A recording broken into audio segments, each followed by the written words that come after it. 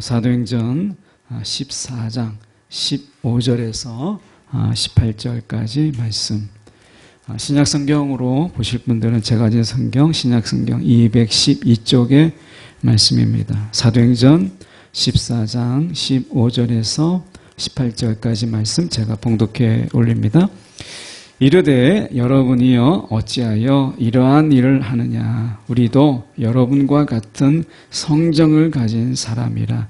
여러분에게 복음을 전하는 것은 이런 헛된 일을 버리고 천지와 바다와 그 가운데에 만물을 지으시고 살아계신 하나님께로 돌아오게 함이라.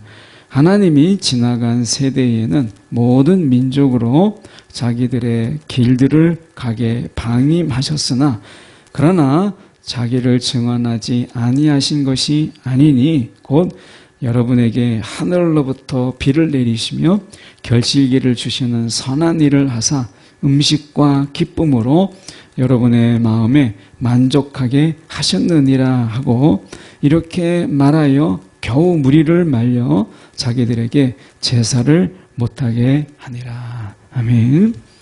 오늘 이 말씀 가지고 복음을 전해야 할 이유, 복음을 전해야 할 분명한 이유라는 제목으로 함께 말씀을 나누기를 원합니다. 우리가 이 복음이라고 하는 부분을 뭐라고 이야기할까라고 이야기할 때 이렇게 몇 번 말씀드린 것 같은데 여러분 세입클로바와 네잎클로바의 차이를 아세요? 그 세입클로바는 의미가 행복이라는 의미고 네잎클로바는 행운이라는 의미를 가지고 있어요. 사람들이 아마 저도 그랬지만 네잎클로바를 따기 위해서는 세잎클로바를 밟아야 돼요. 찾아다니려면. 근데 세잎클로바가 행복이라고 하는 것이거든요. 그러니까 행복을 밟고 행운이라는 것을 찾아서 나서는 거예요. 여러분에게 만약에 10,000원이 있다고 생각을 한번 해보세요. 이제 저녁에 10,000원을 가지고 과일을 사갈 수도 있고 꽃다발을 사갈 수도 있어요. 그래서 꽃다발을 통해서 우리가 가족에게 또 사랑하는 사람에게 주게 되면 기쁨을 줄 수 있고 과일을 사가지고 가면 온 가족이 기뻐할 수 있죠. 근데 그게 작은 행복이잖아요. 그 소소한 행복이죠. 그런데 그것을 가지고 복권을 사는 거예요. 그러면 행운을 쫓는 거죠. 근데 소소한 행복은 없어요. 어쩌면 우리가 살아가는 가운데 하나님이 이 복음을 주셨다라고 하는 것은 행운을 쫓기 위해서 행복을 짓밟는 자들에게 행운이 아니라 행복으로 살으라고 말씀하시는 거예요. 이게 복음이에요. 그러니까 얼마나 많은 사람들이 행운을 쫓아서 있을까 말까한 그 행운, 그리고 그 행운이 항상 복이 되는 게 아닌데도 많은 행복을 짓밟고 행운을 쫓아가는 거예요. 그런 삶에서 돌이키라고 복음이라고 하는 복된 소리, 복음의 소리, 이것을 우리 가운데 말씀하시는 거예요. 오늘 본문에 2명의 인물이 나옵니다. 하나는 바나바고요. 하나는 바울이에요. 아직 사도행전에서 바울이 먼저 앞서오지 않고 바나바가 먼저 나오고 아직 바울이 뒤에 있어요. 이제 바나바와 바울이 루스드라라고 하는 곳에 전도를 갑니다. 이제 선교를 간 거죠. 그런데 우리가 보면 우리나라도 이 전설 좋아하잖아요. 어느 바위에 용바위다. 그러면 용이 올라가려다가 용이 올라가는 중에 그 바위에 잠깐 머물렀는데 용의 이제 자국이 남아있는 거예요. 용바위다 이렇게 이야기하고 어떤 바위가 있으면 전설이 늘 따라다니잖아요. 루스드라에 전설이 하나 있었어요. 그게 뭐냐면 한 번 정도 들어보셨을 거예요. 이 제우스라고 하는 신과 헤르메스라고 하는 신이 이 루스드라를 방문합니다. 근데 신의 모습으로 나타났으면 사람들이 다 알아보거나 아니면 영적인 존재면 몰라봤겠죠. 그래서 사람들이 이제 이 제우스와 헤르메스가 사람의 모습으로 이 루스드라를 방문해요. 근데 아무도 알아보지 못했어요. 알아보지 못했는데 연세가 높은 노 부부만이 이 제우스와 헤르메스를 알아봅니다. 그리고 아주 극진한 대접을 해요. 많은 사람들이 야, 우리가 제우스가 왔고 헤르메스가 왔는데 알아보지를 못했구나.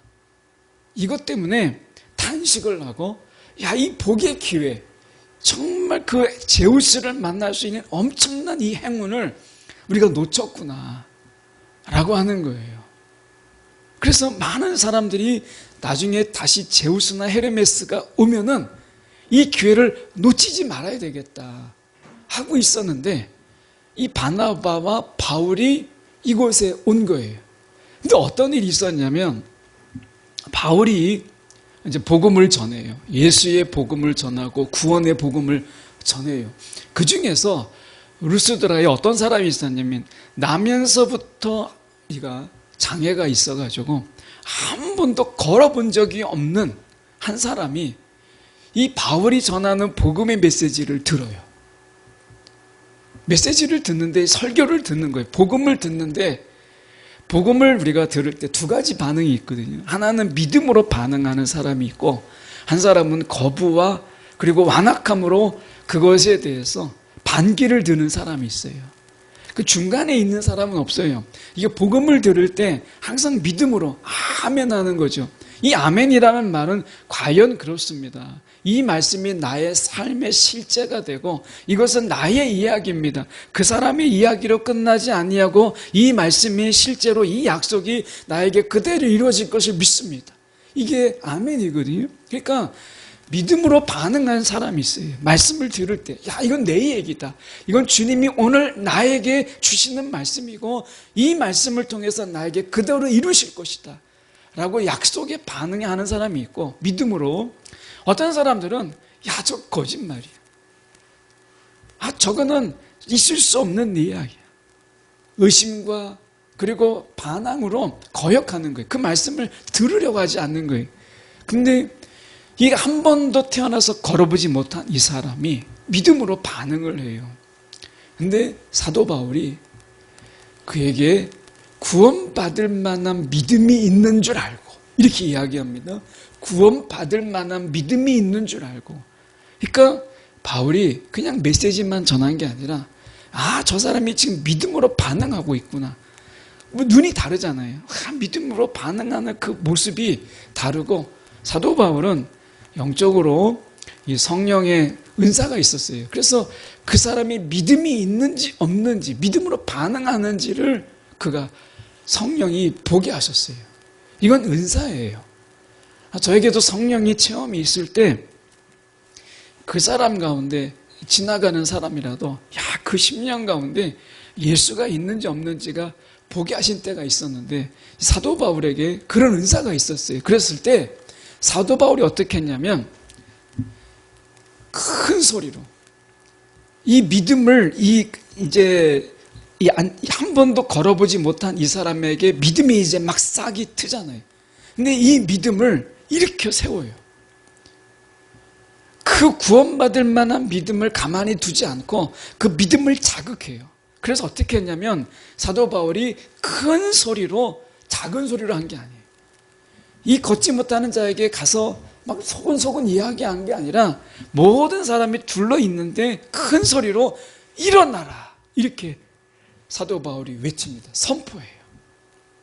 이때 한 번도 걸어본 적이 없는 이 사람이 그 말씀에 의지해서요 일어서려고 해요.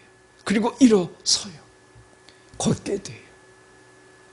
여러분, 말씀에는 실제 역사가 있어요. 이 말씀을 들을 때 이 말씀은 하나님 내게도 주옵소서, 내게도 실제 이루어지게 하여 주옵소서 라고 받아들이고 그 말씀대로 나를 일으켜 주옵소서, 나에게도 행해 주옵소서 라고 할 때 하나님의 그 말씀대로 그대로 행하시는 거예요.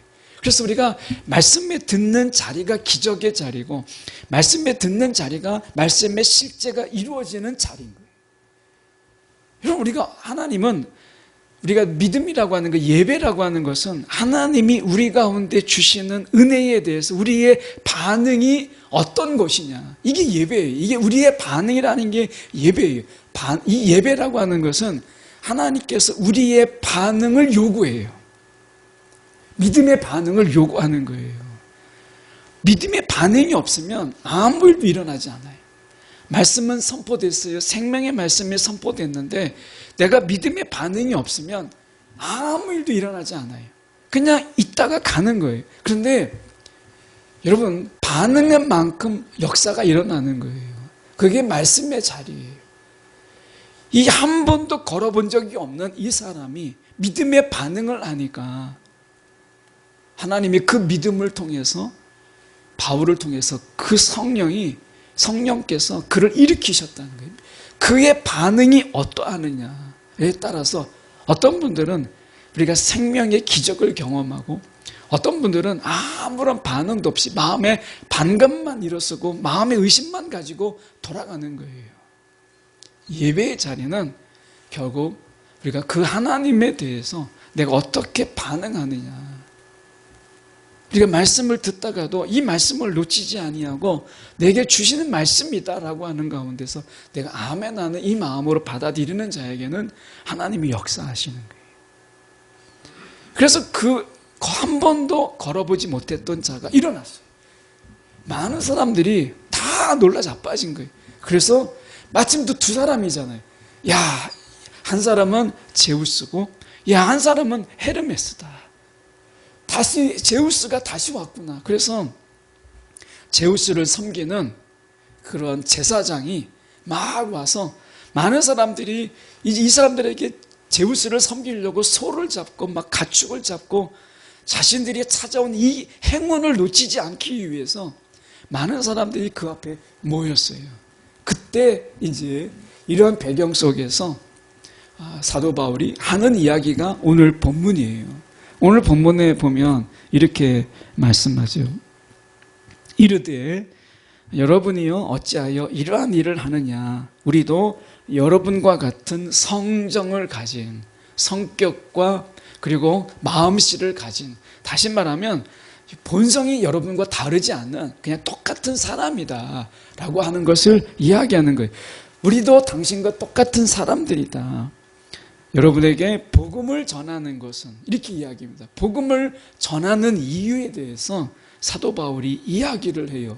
그 첫 번째가 뭐라고 이야기하냐면 이러한 헛된 일을 버리고, 이렇게 이야기합니다. 이런 헛된 일을 버리고 라고 이야기합니다. 혹시 여러분이 이 파묘라는 영화를 보셨나요? 제가 일부러 한번 봤는데 제가 막 놀래고 막 이렇게 깜짝깜짝 놀래게 하는 것을 별로 좋아하지 않아요. 이 강도 만난 이후에는 아직도 이 트라우마가 좀 남아있어요. 그래서 확 놀래는 거 이런 거 별로 좋아하지 않는데 그 파묘라는 영화 속에서 막 갑자기 막 이렇게 놀라는 장면이 몇 개 나오잖아요.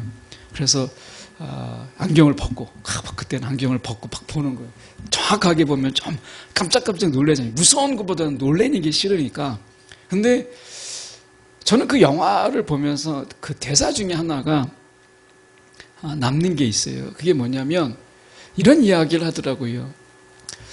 직관이라는 한 이제 역할로 나온 그분이 이런 이야기를 했어요. 상위 1%가 우리나라의 정말 상위 1%가 가지는 믿음이 풍수질이다. 이런 이야기를 했어요. 얼마나 맞는 이야기인지 모르겠지만 그게 저한테는 너무 충격이었어요.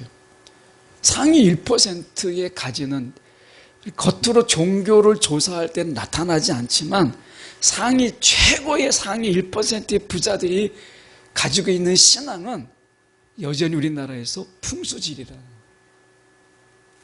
거예요. 그 말이 너무 오랫동안에 막 제 속에서 막 맴돌아서 그 다음 영화 장면을 몇 개 놓쳤어요. 야, 정말일까 이게? 이런 이야기를 들었어요.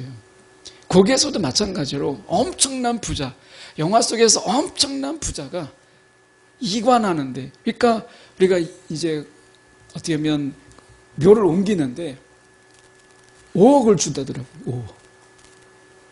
야, 야, 이거 괜찮은 직업이다. 이런 생각이 들었어요.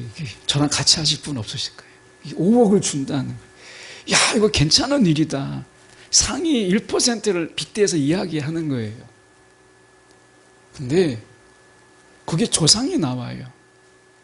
근데 그 조상이 자녀를 죽이고 자녀를 해코지하고 이런 조상으로 나와요. 자기의 일을 묘를 묻었을 때 그것을 잘못 묻었다는 것 때문에 저는 그 생각이 들었어요. 어떻게 보면 우리가 부모의 마음이라고 하는 게 자식이 늘 잘 되기를 원하고 그리고 자식을 위해서는 내 생명도 내어줄 수 있는 게 부모의 마음인데 죽은 자의 부모의 마음은 다른가? 이런 생각이 들었어요. 영화를 보면서 부모가 죽으면 부모의 마음도 죽는 건가?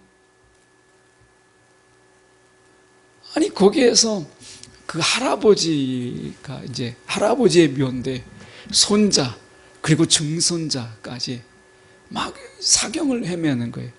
그 나중에 거기에서 나오는 게 부모의 묘자리를 잘못 써서 그렇다라고 하는 거예요. 부모의 묘가 홀대해서 그렇다는 거예요.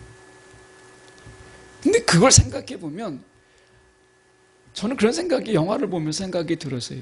나중에 이제 정리를 좀 해서 홈페이지에 좀 올려보려고 하는데 부모가 죽으면 부모의 마음도 죽는 건가? 왜 자식을 괴롭히고 자신의 손주를 괴롭히고 증손주를 죽이려고 하는가? 영화 속에서 그 홀령이 자기의 자식들을 죽여요. 찾아가면서 나를 이렇게 홀대했다고 내가 증언만 남는 거예요. 이게 맞나? 라는 생각을 가지게 됐어요. 사람은 이런 두려움 때문에 이 두려움을 먹고 사는 거예요. 사단은요 지금도 똑같아요. 지금도 우리 가운데 이 두려움을 우리 가운데 통해서 자신의 지배 아래 두는 것이 사단이 하는 일이에요. 그러면 하나님은 사랑으로 주님께 돌아오기를 말씀하시지만 그래서 오랜 설득과 기다림이 있잖아요. 근데 사단이 하는 일은 늘 공포와 두려움이에요.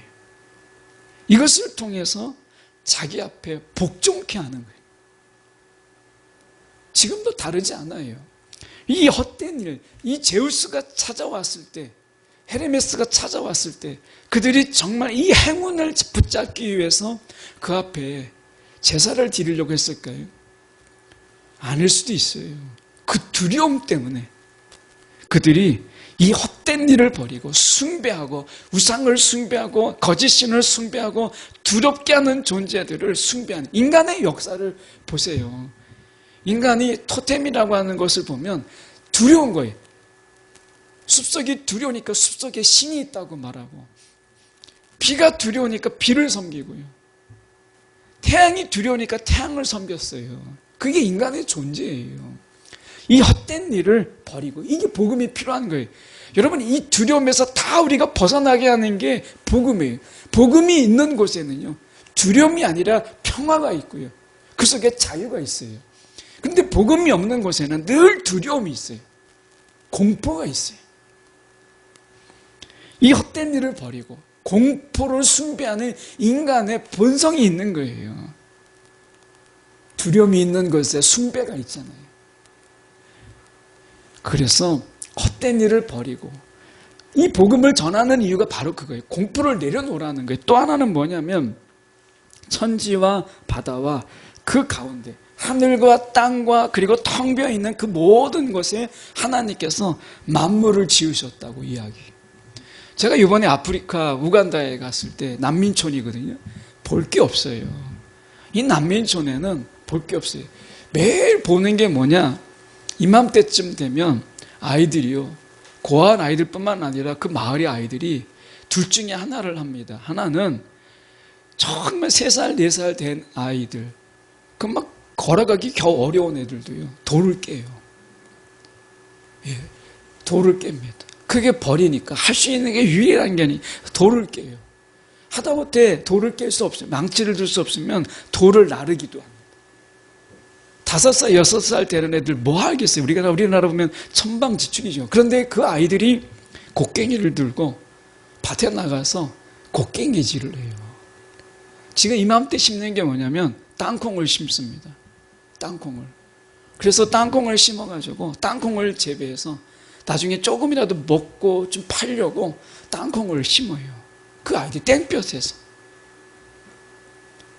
그나마도 하나님께서 은혜를 주신 게 뭐냐면 그 아이들에게 이 4월 말부터 5월 중순까지 이제 지금 지나갔어요.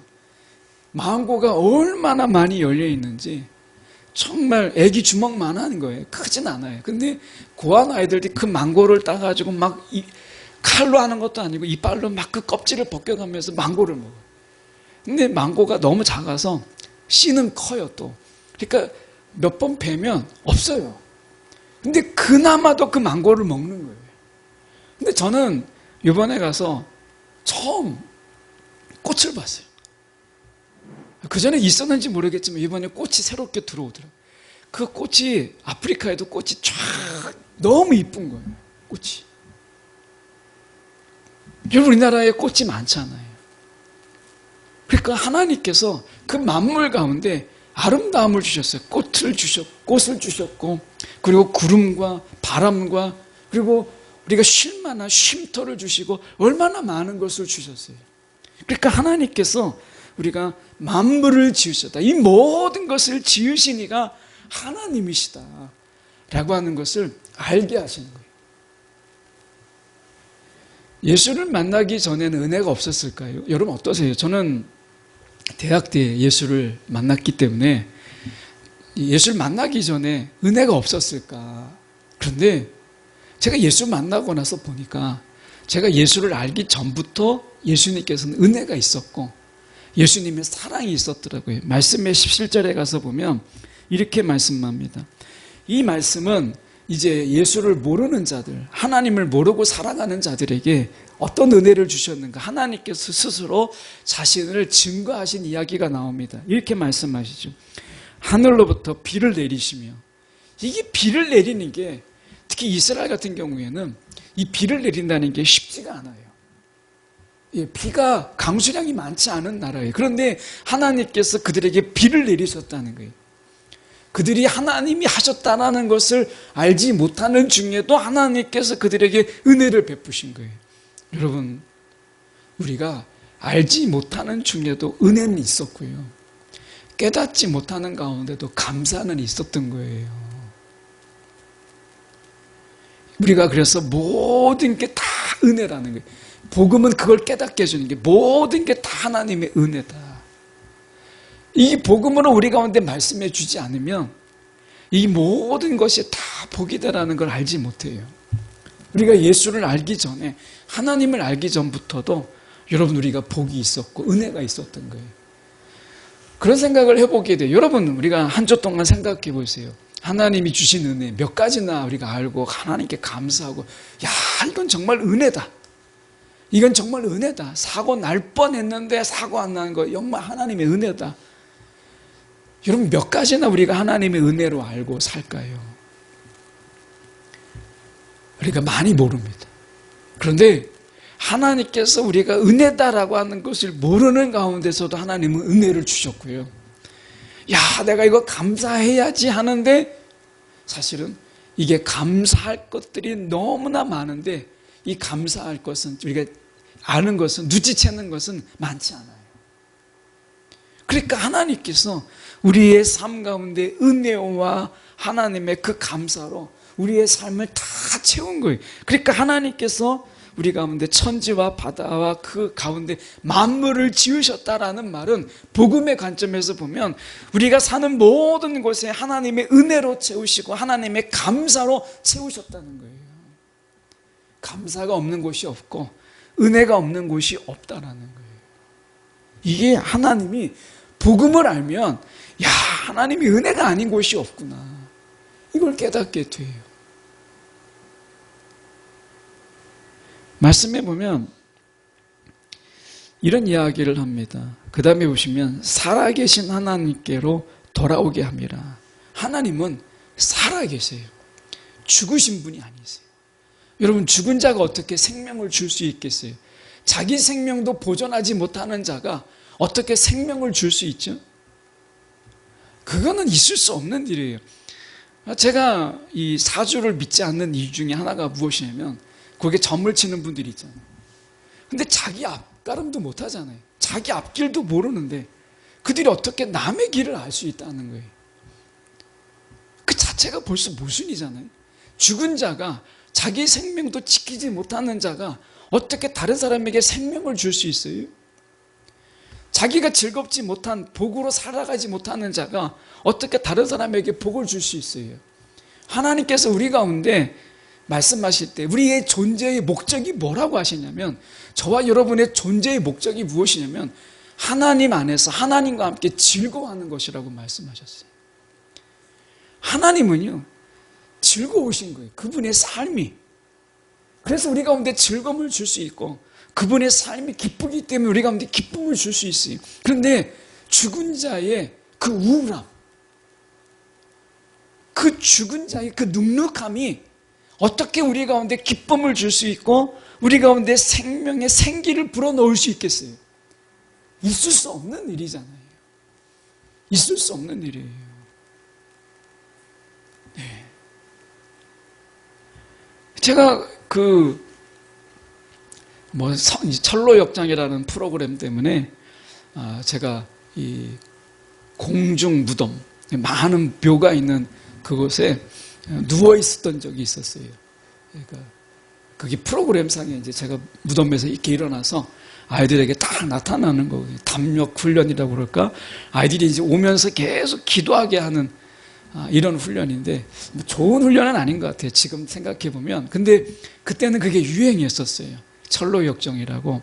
그래서 제가 공중 무덤에 혼자 같이 가려고 하는데 아무도 같이 가는 사람이 없었어요. 누군가는 거기를 맡아야 되는데 그 코스를 아무도 없더라고요. 그래서 그럼 내가 혼자 간다 해서 공중 무덤에 이렇게 혼자 가서 딱 누워 있었더니 너무 조용한 거예요. 그런데 너무 무서운 거예요. 근데 제가 그때 막 성령을 경험하고 성령의 체험을 할 때라서 하나도 무섭지가 않은 거예요. 그 자리가. 제가 그 자리에서 너무 좋아가지고 막 찬양을 부르고, 무서워서 찬양을 부르는 거하고 우리가 마음이 막 너무 감사해서 부른 찬양이 곡이 다르잖아요. 무서울 때 찬양을 어떻게 해. 막 앞뒤 안 가리고 막 무서워서 찬양을 불렀던 게 있어요. 제가 기도원에 가서 혼자 기도하는데 너무 무서워가지고 제가 실로암이라는 노래, 어두운 밤에, 그 곡을 한 100번 이상 불렀던 적이 있는데, 무서워서 불렀는데 찬양이라는 게 100번을 부르니까요, 그 가사가 막 오는데 나중에 무서움은 잊어버리고 그 감동 때문에 막 울었던 적이 있는데, 그 공중 무덤에서는 무서워서 막 찬양을 부른 게 아니라 너무 감사한 거예요. 이 죽은 자들 가운데서 내가 있지 않고 내가 호흡한다라는 게 너무 감사하더라고요. 그 많은 죽은 자들 속에서 있지 아니하고 내가 호흡할 수 있도록 하나님이 그 많은 죽음의 위기 속에서 나를 건져주시고 하나님께서 내게 생명을 불어넣으시고 내가 주님을 아는 자로 살아갈 수 있다는 그 자체가 너무 감사한 거예요. 그 무덤 안에서. 그 속에서 제가 찬양을 드리는, 너무 감동을 받은 거예요. 막 은혜를 받은 거예요. 여러분 혹시 은혜가 필요하면 공중 무덤에 한번 가서 누워보세요. 살아있으면 이 기쁨이 막 확 몰려옵니다. 막 많은 자들이 막 누워있는 곳에서 나는 일어설 수 있는 그 자리, 그 특혜, 막 몰려와요. 한 번 정도 가보세요. 정말 특히 밤에 가면 은혜가 더 됩니다. 근데 제가 그 속에서 숨을 쉬고 팔 움직일 수 있다는 게 얼마나 은혜가 되는지요. 하나님께서 그 순간 느껴지는 게 모든 게 다 은혜구나. 하나님은 정말 살아계시는구나. 살아계시기 때문에 나를 살릴 수 있고 살아계시기 때문에 나를 지킬 수 있는 거예요. 죽은 자가 어떻게 지켜요? 말이 안 되는 거죠.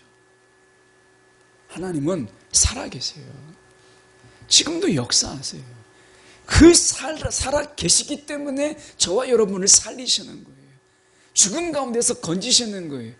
하나님께서 살아계시기 때문에 우리가 예수님이 죽음 가운데서 주님 그분을 일으킬 수 있었던 것이죠. 또한 그분이 이렇게 말씀하세요. 돌아오게 하라. 왜 복음을 우리 가운데 필요하느냐? 하나님께 돌아오라는 거예요. 행운을 쫓아서 멀리까지 가지 말고 하나님과 함께하는 게 복이다. 하나님께로 오라는 거예요. 이게 복음이에요. 복음의 메시지는 단 하나, 하나님께로 오라라고 하는 거예요. 여러분, 우리가 하나님을 알지 못하는 가운데 하나님의 은혜가 얼마나 깊었느냐? 말씀해 보면 17절에 이렇게 말씀하세요. 결실기를 주신다. 열매를 맺게 하시고 우리 가운데 음식을 주세요. 먹을 걸 주세요. 근데 더 놀라운 게 무엇이냐면 하나님을 알지 못하는 가운데서도 하나님이 기쁨으로 우리의 마음에 만족함을 주셨어요. 이게 은혜예요. 그런데 우리가 하나님을 알지 못하는 가운데서도 우리가 기쁨으로 우리 가운데 만족한 삶을 주셨다면 하나님을 알고 살아가는 우리 가운데 얼마나 더 큰 기쁨을 우리 가운데 주시겠어요. 작년에 있었던 일인데 우간다의 그 난민촌의 고아원에 갔을 때 이제 제가 이제 배낭을 이제 짐을 싸는 거예요. 그 짐을 싸고 이제 낡은 캐리어를 일부러 아프리카에 갈 때는 이제 당근에서 산 거 5,000원 주고 산 거 이런 걸 가져가거든요. 막 집어 던지니까. 그런데 정말 낡은 거예요. 그 캐리어도 그 낡은 거에다가 이제 짐을 넣고 이제 끌고 나오는데 걔들이 볼 때도 야 이렇게 낡은 걸 갖고 다니나 이렇게 보일 정도로 그런 건데 한 아이가 이렇게 물어봤어요. 어디 가시냐는 거예요. 근데 제가 그냥 너무 자연스럽게 내가 집에 간다 이렇게 얘기했어요. 집에 간다. 그러니까 그 아이 중에 한 아이가 여자아이인데 그 아이가 하는 이야기가 갑자기 막 약간 슬픈 표정으로 이야기하는 게 돌아갈 집이 있어서 너무 좋겠어요 라고 하는 거예요. 저는 그냥 무심코 한 말인데 아차 싶은 거죠. 이 아이들이 얼마나 집에 가고 싶겠어요. 그 아이들이 그 속에서 같이 살지만 사실은 남자 숙소 여자 숙소 딱 둘로 나눠져 있거든요. 지금은 이제 38명이에요. 이번에 3명이 늘어나서 이제 38명인데 작년에 35명인데 그 아이들이 가고 싶은 게 어디 계세요? 말은 못하지만 집이라고 하는 거, 가족이라고 하는 곳이죠. 그 아이가 딱 하는 한마디 돌아갈 집이 있어서 좋겠어요. 이 말이었어요. 근데 생각해 보세요. 이 땅에서 우리가 죽지 아니하고 그냥 땅에 묻혀버리고 흙으로 그냥 돌아가 버리는 게 아니라 우리가 흙이 아닌 돌아가야 될 본향이 있다는 거. 이게 얼마나 감사해요. 제가 그 아이의 말을 듣고 비행기 내내 오면서 생각한 게 그거였어요. 그냥 우리가 다 죽으면 땅에 묻히는 흙으로 돌아가는 존재가 아니라 우리가 돌아가야 될 본향이 있다는 것. 영원한 기쁨이 있다는 것. 이 세상에 단순한 기쁨, 한때의 기쁨, 한때의 그 만족이 예수 믿지 않는 하나님을 알지 못하는 그들에게도 하나님이 은혜로 그들에게 주셨는데 오늘 우리 가운데 하나님께서는 이 세상에 잠깐의 기쁨이 아니라 영원한 기쁨으로 우리를 부르시기 위해서 본향을 허락하셨잖아요. 이 은혜가 우리 가운데 있잖아요. 그렇게 생각해 보면 이 땅에서의 삶이 어떻게 보면 우리가 우울한 게 너무 많고 걱정과 염려가 너무 많죠. 생각해 보면 머리가 아픈 일이 너무 많고요. 가슴 답답한 일이 너무 많은 거예요. 그런데 우리가 사도 바울이 전한 이 복음의 메시지를 보면 하나님이 하나님을 알지 못하고 하나님을 하나님이라고 우리가 고백하지 못하는 가운데서도 그런 기쁨과 만족을 주시고 먹을 것을 주시고 그들에게 열매를 주신다면 오늘 하나님의 자녀된 저와 여러분에게 얼마나 많은 것을 하나님께서 주시겠어요. 무엇이 그분에게 아깝겠어요. 이렇게 생각해 보면 오늘 우리가 너무 많은 염려와 너무 많은 걱정과 너무 많은 생각으로 살아가고 있다는 생각이 들어요. 여러분, 우리가 자녀들이 정말 사랑스러운 이유가 뭐겠어요? 자녀들에게 구김살이 없어요. 어린 아이들을 보세요. 뭐 서준이 보세요. 막 구김살이 있나요? 뭐 천방지축이죠. 아이들이 걱정이 없어요. 그 울면 다 되는 거잖아. 예. 어제 여기 다이소에 갔다 오기 위해서 당연천 여기 지나 상계역을 가는데 한 아이가 여자아이더라고요. 근데 얼마나 영리한지 가다가 다리가 피곤한가 봐요. 걷기가 싫으니까 뻔한 거죠. 주저앉아요. 쪼그리고 앉는 거예요. 그 아빠가 설득을 해요. 그래서 걸어야 돼. 넌 할 수 있어. You can do it 막 외치는 거예요. 거기 영어로 왜 썼는지 모르겠지만 어쨌든 그 아이에게 막 너는 할 수 있어. 막 이렇게 하는 거예요. 아이가 용기를 좀 얻었는지 좀 걷더라고요. 얼마나 걷나 너무 궁금하잖아 이 아이가. 그래서 했더니 한 3발 뛰었나 그러더니 또 주저앉는 거예요. 또 아버지가 한참을 설득해요. 쪼그리고 앉아가지고. 그래서 한 2발을 뛰었어요.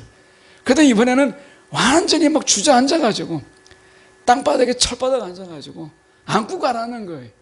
결국 이 아이가 이겼어요. 그 아버지가 결국에는 그 아빠가 안고 갔어요. 여러분 하나님이 우리 가운데 기도라는 게 그런 거 아니겠어요? 때를 써라는 게 아니라 하나님이 우리 가운데 은혜의 방편으로 하나님께 구하도록 기도를 주셨고요. 괜히 염려하고 걱정하느라고 머리 싸매고 있지 말고 그냥 나에게 구해라. 기도하라 하나님께서 주셨잖아요. 여러분 하나님을 알지 못하는 가운데 늘 기쁨을 주시고 음식을 주시고 그들 가운데 하나님께서 비를 내리시잖아요. 하는데 하물며 우리가 복음을 알고 하나님을 알고 살아가는 우리 가운데 하나님이 아끼실 게 뭐가 있고 하나님께서 감출 게 뭐가 있겠어요. 오히려 생각해 볼 때 우리가 돌아보면 모든 게 정말 너무 많은 은혜 하나님께서 우리 가운데 주시고 계신 것이고 이미 하나님께서 너무 많은 감사의 거리들을 우리 가운데 주고 계시는 거예요. 우리가 이걸 모르고 있는 거예요. 이미 하나님께서 너무 많은 은혜 가운데 우리를 감싸고 있다라고 하는 거예요. 그래서 말씀에 이렇게 말씀해요. 18절의 말씀에 보면 이렇게 말하여 겨우 무리를 말려 자기들에게 제사를 못하게 하니라. 이렇게 말씀하죠. 이게 무슨 말씀이겠어요? 자신들의 이 영광을 하나님께 받아야 될 영광을 그가 가로채지 않았다라는 거예요. 오늘 우리가 이런 자들로 세상 속에서 우리를 바라볼 때 야 정말 다르다. 하나님께서 우리를 이렇게 세우신 거예요. 바울과 바나바만 하나님께서 그렇게 세우셨을까요? 많은 사람들이 그를 숭배할 만큼 하나님의 특별한 은혜 가운데 그들이 있게 하셨잖아요. 그들만 그랬을까요? 저는 그렇게 생각하지 않아요. 오늘 저와 여러분도 하나님께서 이러한 은혜 속에 우리를 두신 거예요. 이런 말씀 가운데 하나님 우리를 두신 것이잖아요. 우리의 삶에 좀 더 시선을 좀 더 우리가 하나님께 돌리고 그리고 하나님이 우리 가운데 베푸신 은혜를 좀 바라보는 세상에 막 치여서 세상 속에서 내가 어떻게 살까 뭐 먹고 살까 내가 어떻게 살아야 되나 막 이런 거에 너무 우리 눈을 빼앗기다 보니까 하나님이 우리 가운데 주신 은혜를 보지 못하는 거예요. 이 세상 속에서 두려움 속에서 우리가 하나님을 보지 못하는 거예요.